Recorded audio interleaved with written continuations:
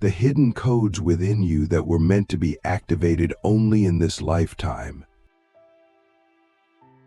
When we think of dark powers, we often imagine shadows lurking in the corners of our minds, malevolent forces plotting destruction, demonic energies waiting to pounce.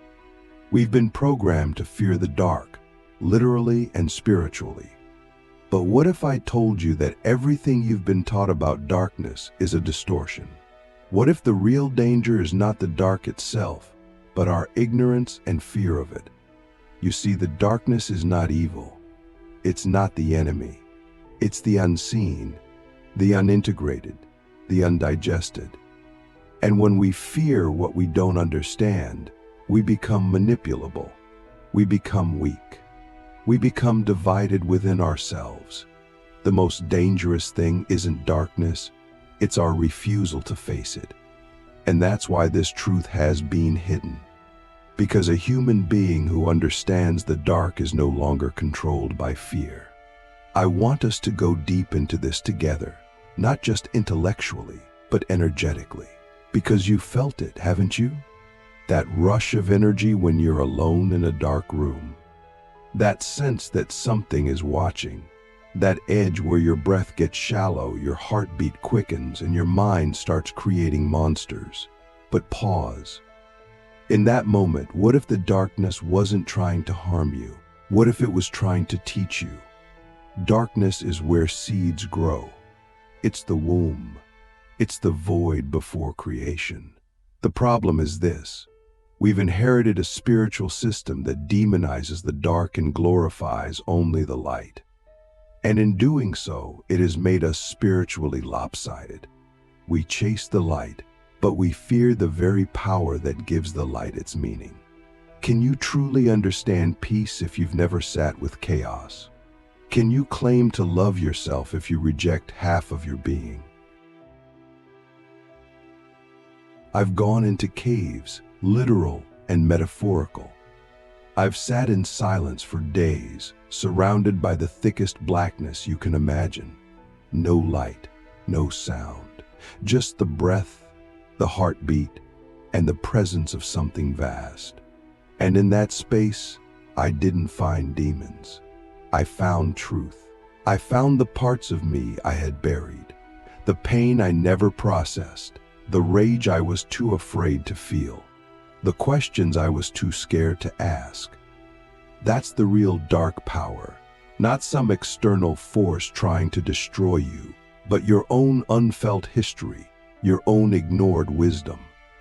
When you run from darkness, you run from yourself. And that is the greatest trick ever played on humanity. Because if you're at war within, you will never wake up to the truth of your power. Let me ask you something radical. What if your fear of darkness is actually your fear of power? Not the kind of power that dominates, the kind of power that transforms. Because darkness doesn't destroy, it reveals. It's the mirror that shows you what the light won't. And that's why it's been labeled as evil. Because once you understand it, you stop outsourcing your authority. You stop needing saviors. You stop obeying systems that only survive when you stay asleep. Darkness is the initiator, the gatekeeper, the sacred unknown. It's the place where the soul remembers what the mind forgot. And every time you close your eyes, you enter it. Every time you dream, you swim in it. Every time you die, you return to it. So why fear what is natural? Why fear what is inevitable? The stories we've been told about dark powers are not just wrong, they are inverted. We've been conditioned to believe that light equals good and dark equals evil. But in reality, that binary is a trap. Both light and dark can be healing. Both can be destructive. The sun can nourish or burn. The night can cradle or terrify. What matters is consciousness. Are you awake in the presence of the force? Are you using it with intention or running from it in fear? That is the real question. Some of the brightest beings I've met were consumed by the illusion of light. They used positivity to bypass truth, to avoid pain, to deny reality. And some of the most powerful healers I've encountered walked hand in hand with the dark. They didn't run from shadow. They integrated it. They faced it. They became whole. So ask yourself, have you been chasing the light because it's true, or because you're afraid of what you might find in the dark? Now let's get practical. How do we work with darkness in a healthy, powerful way? First, we stop naming every unknown energy as evil. Not every intense presence is a threat. Sometimes the most profound spirits are cloaked in mystery because they want to see if we're ready. Second, we stop seeking only comfort. Growth isn't comfortable. Initiation isn't convenient. Real spiritual power comes from sitting in discomfort with full awareness. Third, we train ourselves to listen in the dark, to sit with emotions we've avoided, to ask the questions that scare us, to breathe when everything screams to run. This is how we reclaim the dark as an ally, not by controlling it, but by communing with it. The darkness is not here to destroy you. It's here to strip away what is false, and in that process, it will feel intense. But that intensity is not violence, it's truth breaking through illusion. And finally, we must reclaim our language. Stop calling your own shadow evil. Stop labeling your anger, your grief, your desire, your wounds as something to be cast out. They are your messengers. They are your initiators. They are the bridge to your power. When you integrate your shadow, you become indigestible to the systems that feed on fear. You become unshakable, and you become magnetically real. Your presence alone begins to dissolve illusion. That's why people will love you or fear you, but they won't be able to ignore you. You're not here to be nice. You're here to be true, and truth walks through the dark with open eyes. So the next time the darkness comes to your door, don't run. Sit down, breathe, ask, what do you have to show me that the light could not? In the next part, we're going to go deeper into the hidden spiritual technology of darkness. You'll learn how to use dark energy for healing, manifestation, and timeline acceleration. You'll understand how to protect yourself, not from darkness, but from distorted forces pretending to be light. And most of all, you'll discover that the greatest spiritual power doesn't come from avoiding the dark, but from mastering your presence within it. The sacred shadow. How to harness dark energy without losing yourself. If we are going to reclaim our power, we must first unlearn what we've been taught about darkness. Not just philosophically, but energetically. You see, darkness is not just a concept, it's a living field, a frequency, a primordial intelligence that predates language, religion, even human existence. And yet, we've been conditioned to treat it like a disease. We've been taught to run from it, reject it, or pray it away. But here's the deeper truth. What you reject, you empower. What you suppress, you invite in distorted form. When you deny your shadow, it doesn't disappear. It hides, festers, and eventually explodes.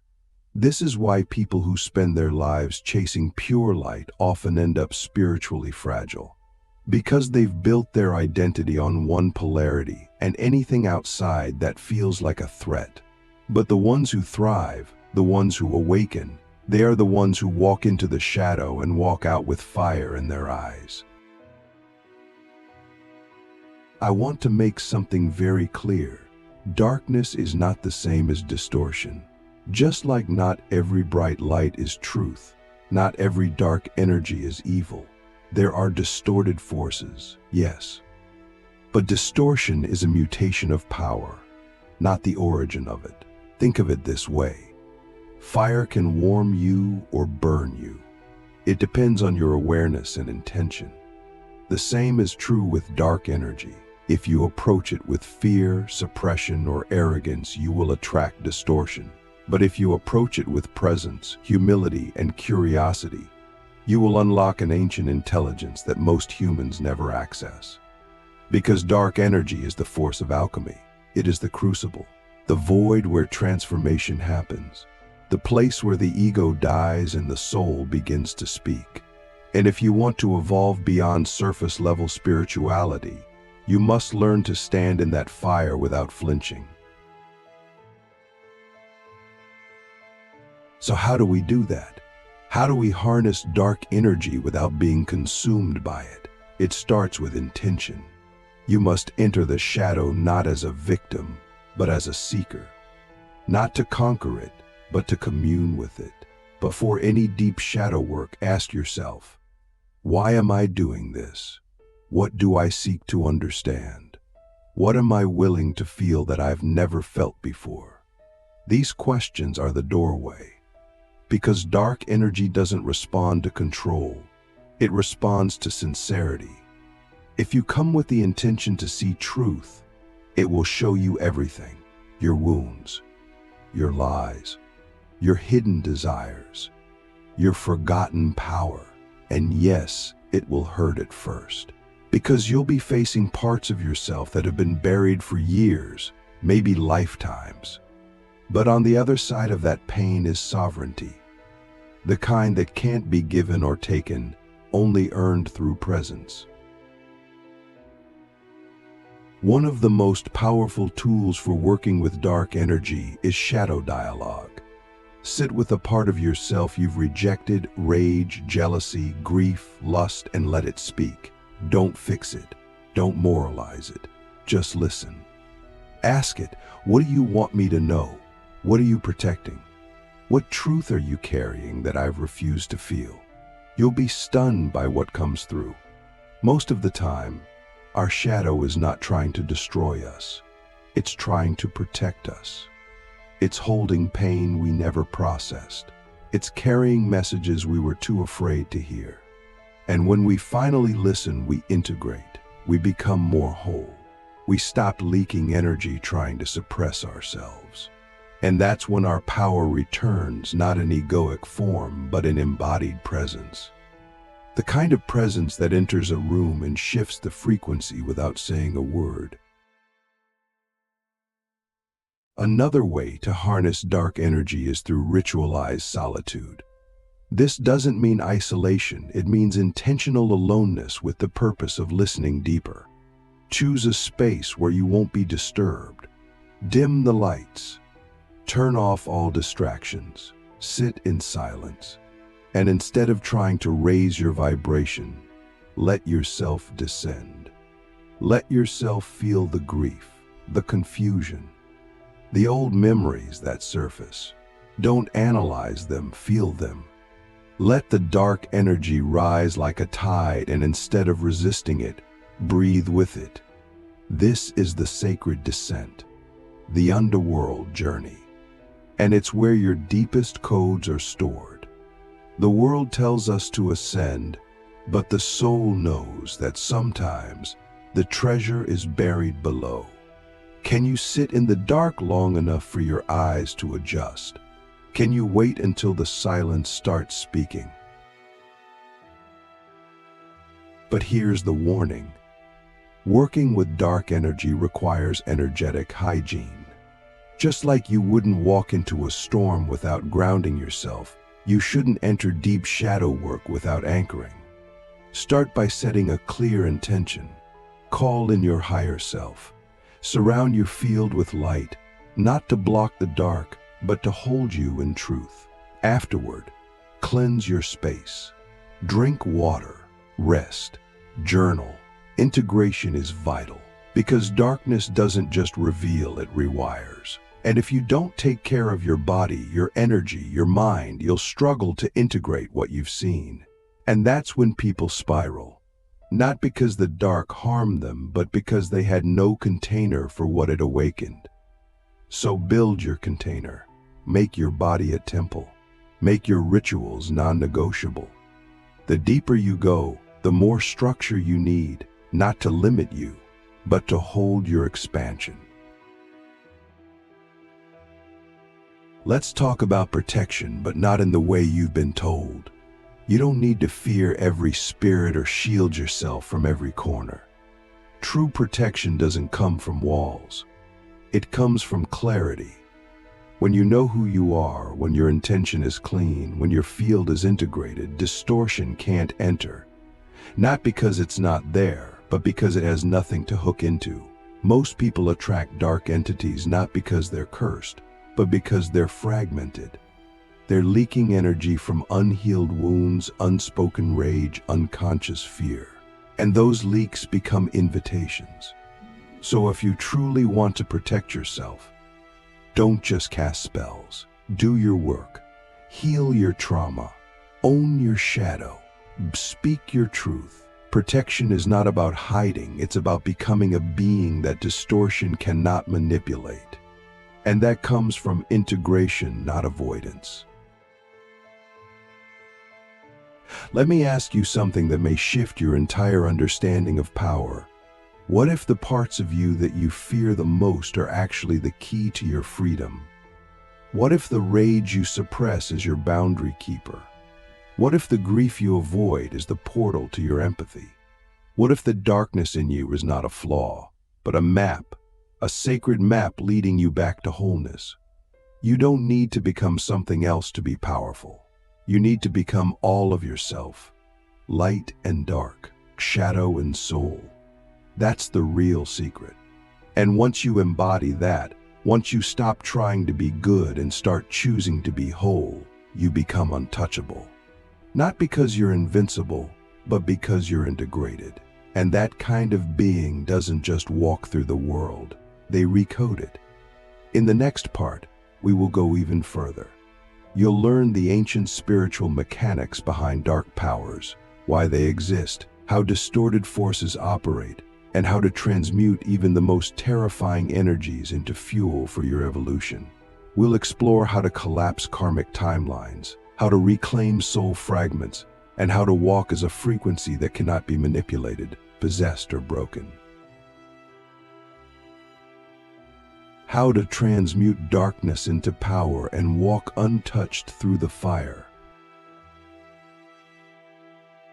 There's a moment in the spiritual journey where you stop trying to escape darkness and you start to wield it, not as a weapon of harm, but as a tool of transformation. It's not about becoming aggressive or dangerous in the way the world defines power. It's about becoming undeniable, grounded, immovable. This kind of power doesn't scream, it radiates. It doesn't threaten, it commands. And it only emerges when you stop seeing darkness as something out there and recognize it as a raw elemental force that lives within you. The storm isn't coming, you are the storm. And when you remember that, everything changes. You stop fearing distorted forces because you know how they work. You stop being seduced by false light because you can feel the hollowness behind the glow. And you stop negotiating with your own soul just to fit in. Let's decode distortion. Distorted dark forces are not inherently evil.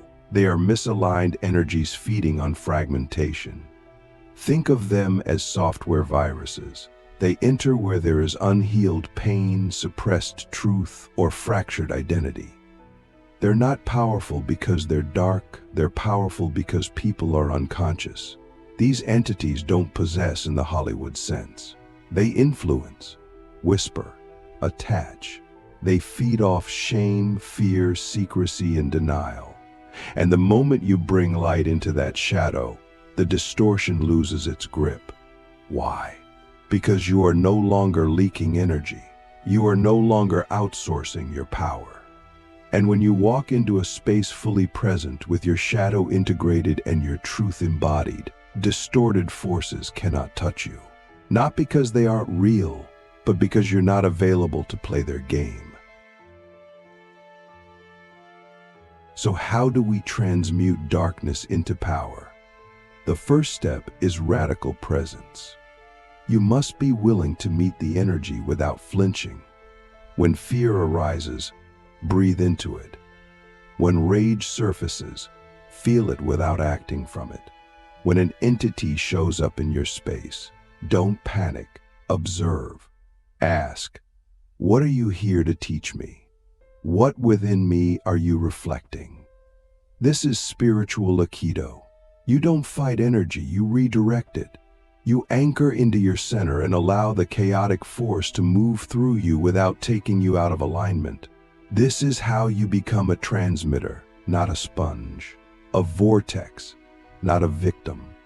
And over time, you'll notice something wild. The very energies that used to destabilize you now fuel you. They become your teachers, your fire, your edge. There are ancient methods for this kind of transmutation, but the most powerful one is deceptively simple: embodied truth. When you speak what you've never dared to speak, when you feel what you've always avoided, when you stand in your raw, unfiltered essence, you generate a frequency that melts distortion. Why? Because truth is the highest vibration in the universe. Not love, not light. Truth. Because truth holds both love and rage, both creation and destruction. Truth is wholeness. And when you walk in truth, you become spiritually clean. Not in the moral sense, but in the energetic sense. Nothing can stick to you. Nothing can manipulate you. Because you're not hiding anything. You're not pretending. You're not two people. You're one. Here's where it gets multidimensional. Distorted energies don't just feed on individuals, they feed on timelines. When you stay stuck in old identities, old wounds, old stories, you keep looping in the same low-frequency timeline. But when you transmute darkness, you collapse timelines. That means you don't just heal, you rewrite your reality. You shift from victim to creator, from seeker to initiator, from fractured to whole. And when that happens, you don't need to manifest, you become the manifestation. Life starts responding to your frequency, not your effort. People, opportunities, and synchronicities show up organically. Because you're no longer trying to escape the darkness, you've integrated it. You've coated your field with wholeness. And the quantum field listens to coherence, not performance. Let me ask you a question that will either terrify or awaken you. What if the pain you've been trying to escape is actually the portal to your greatest gift? What if the wound was never a mistake, but a design? Not to punish you, but to initiate you. Because here's the truth. Your deepest wound holds your highest wisdom. And the moment you stop trying to fix it and start listening to it, it begins to transform. That's the alchemical path. You don't escape pain, you digest it. You don't bypass fear, you breathe into it. And you don't wait for permission to be powerful. You reclaim what was always yours. That's how you go from being afraid of the dark to becoming the guardian of it. The one who walks others through it, not because you're perfect, but because you've been there and returned with the keys. This is the essence of spiritual maturity. Not how much light you radiate, but how much shadow you've integrated. Not how often you chant, but how deeply you listen. Not how flawlessly you perform, but how truthfully you live. The real masters aren't the ones who hover above pain. They're the ones who descend into it and pull others out. They are storm walkers, shadow holders. They don't need to prove anything because their presence is the proof. And no dark force, no distorted entity, no manipulative system can touch them. Because they've seen the worst of themselves and didn't run. They've sat with the monsters and made peace. They've walked through the fire and became it. And now when they speak, the world listens, not out of fear, but out of recognition. Recognition of truth, of freedom, of home.